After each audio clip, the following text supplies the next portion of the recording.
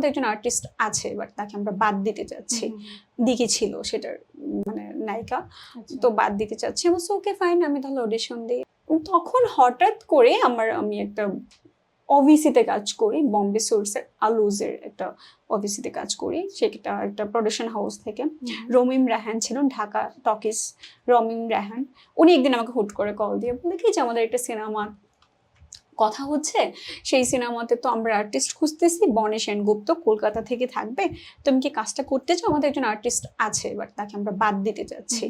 দিকে ছিল সেটার মানে নায়িকা, তো বাদ দিতে চাচ্ছি। আমি ওকে ফাইন, আমি তাহলে অডিশন দিই। অডিশন দেওয়ার পরে যেহেতু কলকাতার একজন আর্টিস্ট থাকবে, বনে সেনগুপ্ত থাকবে, আমি খুব সুন্দরভাবে, আমার এটার প্রতি আশা ছিল, তারপর আমি টিকে যাই। ওই কাজটা আমার করা, সামহাও ওই কাজটা এখনো আসে নাই, এখনো আসবে কিনা জানি না।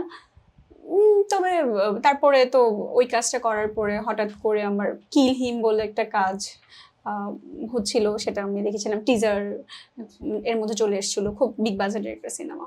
উনি আমার যে ডিরেক্টর ছিলেন ইকবাল সাহেব, মোহাম্মদ ইকবাল সাহেব, তো উনি গ্লোরিয়া জিন্সে গিয়েছিল, কলকাতার একজন আর্টিস্ট নাকি ওনার এখানে ছিল। আমি এই স্টোরি সবাইকে বলতেছি অবশ্য।